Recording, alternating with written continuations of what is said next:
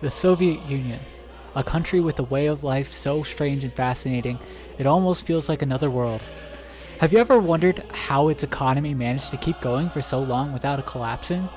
Considering all the obstacles it faced, honestly, it's a bit miraculous. On paper, the centrally planned communist system should have been doomed from the start. Unlike capitalist economies, where supply and demand allowed private citizens, what we call entrepreneurs, to spot opportunities and meet new needs, the Soviet Union relied entirely on the state to run every business.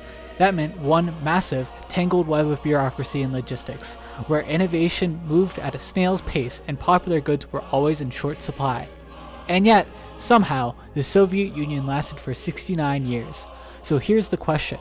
Without any private enterprises, if a Soviet citizen wanted something like a brand new car, something that could take months or even longer to get through official channels, how would they actually get one? This is where the secret side of the Soviet economy comes in. The black market. The Soviet black market was an organized network of underground private businesses engaged in a little bit of capitalist mischief, helping citizens get what they wanted when they wanted it. These services usually came at a premium. The larger or more specialized the service, or the rarer or more expensive the goods, the higher the price, largely because of the extra risk of getting caught. Usually, if something was difficult for the average citizen to obtain through legal channels, it could usually be found on the black market. This included luxury domestic goods like cars, electronics, food, alcohol, and tobacco. In some cases, black market sellers, known as farsovщики, could even acquire foreign products that were either banned or simply unavailable in the USSR due to limited trade with the West. Popular foreign items included wine, music media like records and tapes, cosmetics, household goods, and books. It wasn't just wealthy Soviet citizens who relied on the black market. Nearly everyone had some connection to the underground network, and people would often pay not in rubles but in favors, known as blat. For example, a doctor might offer an at-home checkup in exchange for a nice bottle of wine to give to his wife. Of course, paying in blat came with expectations. Favors had to be returned when called upon, or people risked being cut off, or even worse. For the average Soviet citizen, true luxury goods were simply too expensive, both in rubles and in blat, even on the black market.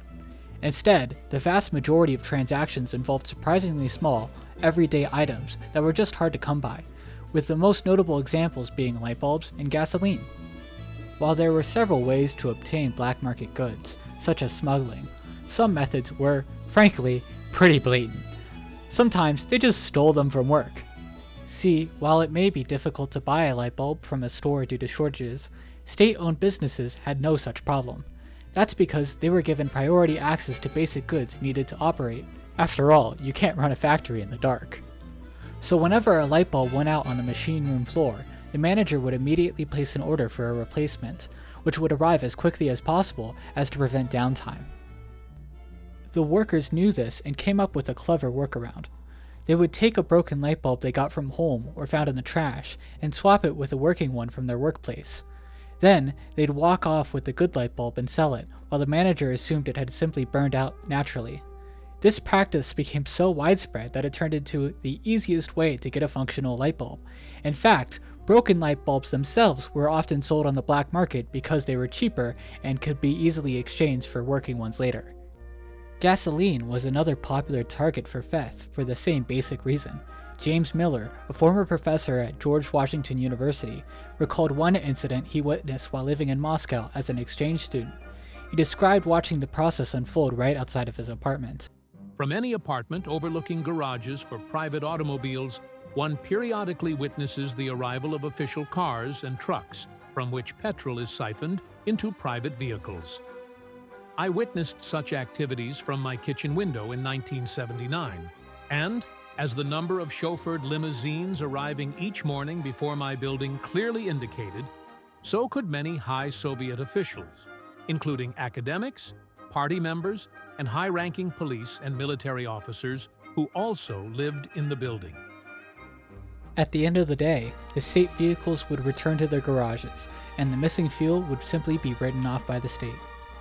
Many black market transactions involved specialized services that were otherwise difficult to obtain. Miller also recalled a time when his typewriter broke and needed immediate repair. Through friends, he was put in touch with a repairman and his apprentice, whom he met later that same day.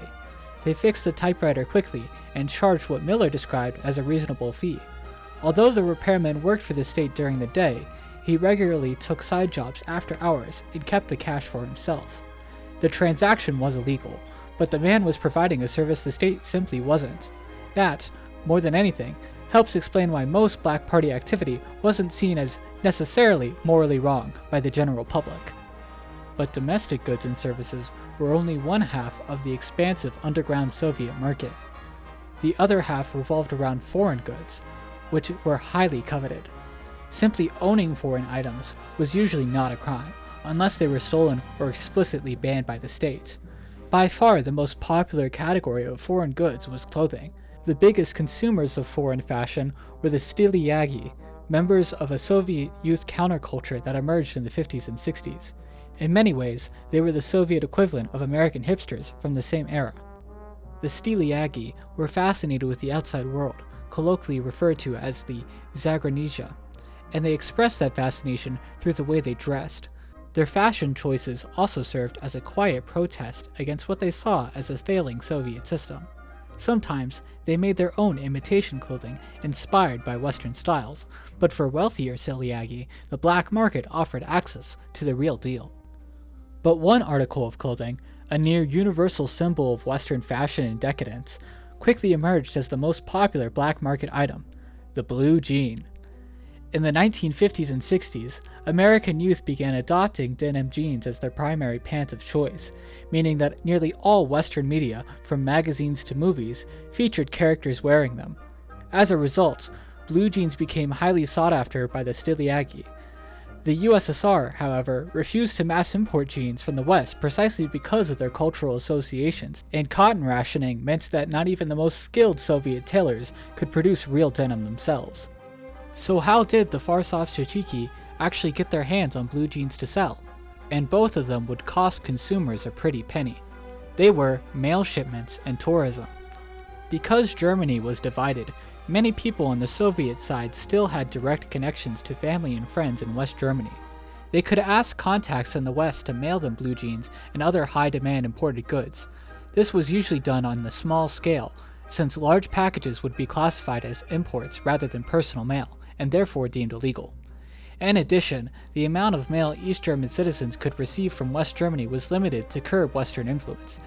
Even so, this remained the easiest way to obtain jeans, which were then transported to major Soviet cities and sold individually at a steep markup. The other major source of blue jeans was Western tourism. During the height of the denim craze, American citizens visiting the Soviet Union quickly noticed just how valuable the jeans were there. They realized they could sell their personal pairs for a massive markup. Some would even bring an extra bag filled entirely with jeans, selling them for around 200 rubles each, roughly the equivalent of 10 months' salary. The profits were often enough to fund the rest of their trip throughout Europe. When it came to other foreign goods, there was actually a legal way to obtain many items that would later end up on the black market. This happened through Beroizka, which were state-run retail stores that sold luxury domestic goods and foreign imports exclusively in exchange for foreign currency. Items available at Beroizka, such as chocolate, caviar, footwear, furniture, Japanese electronics, and even cars, were typically unavailable anywhere else due to their scarcity. But why did these stores only accept foreign currency? Simply put, foreign currency was scarce in the Soviet Union. The state imported more than it exported, which meant its reserves were almost always limited. On top of that, the government couldn't just buy foreign currency with rubles, since rubles were essentially worthless outside of the USSR due to the controlled economy. Beroizka existed to solve this problem. It gave Soviet citizens a place to spend foreign currency rather than letting it sit unused. Black market middlemen took full advantage of Beroizka. They would buy foreign currency from private citizens at an unofficial ruble exchange rate. Then, when a buyer requested a luxury item, say a radio, the middleman would use that foreign currency to purchase it at Beroizka. The item would be delivered to the buyer for a hefty ruble markup, which the middleman would then convert into even more foreign currency, therefore repeating the cycle. So how did people get their hands on foreign currency in the first place? There are a few main ways. Much like blue jeans, people with connections to the West could receive currency through the mail in the form of remittances from other nations. The Soviets allowed these remittances because of that whole foreign currency shortage we talked about earlier. In addition, athletes, artists, academics, soldiers, pilots, sailors, and diplomats were often given foreign currency allowances while conducting state business abroad. The people lucky enough to have foreign currency almost always saved it to spend at the Beroiska, where it had far greater purchasing power. Tourists also brought currency from their home countries when visiting the Soviet Union, although the amount was limited due to economic sanctions. The Beroiska system also helped black market traders launder their money. Since the state closely tracked everyone's official salary, processing an unusually large amount of rubles was suspicious and often illegal. Foreign currency, on the other hand, was a different story. If someone was caught with a large sum, they could claim it was from a wealthy relative in West Germany or a particularly generous tourist. That might still raise eyebrows and even trigger an investigation for espionage, but it wasn't directly illegal, and it gave traders a shield of plausible deniability. But if all of this black market activity was illegal and often blatantly obvious, why did the government never step in and stop it? Well, here's a secret the Soviet government didn't want to admit. They knew about the black market all along, they just simply chose not to stop it, and there were several reasons why. First, cracking down on petty black market activity simply wasn't worth the government's time, money, or energy. Everyday transactions were especially low on the priority list. This was the Cold War, after all. The KGB was far more concerned with catching foreign spies than shutting down an illegal deli meat sale. As James Millard put it, buying something off the black market in Moscow carried about the same level of risk as a college student buying a marijuana cigarette in a US city. In other words, hardly anyone actually cared. Second, many government officials were themselves deeply involved in the black market trade.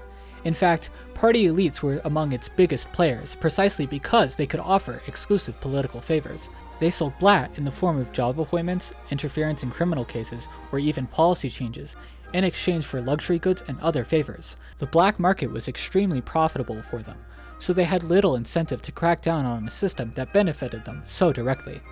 Finally, and this is the biggest secret of them all, the Soviet Union needed at least some level of private enterprise because communism, in practice, wasn't working. Pretty much everyone knew it deep down inside, including Brezhnev, whose leadership was marked by widespread corruption.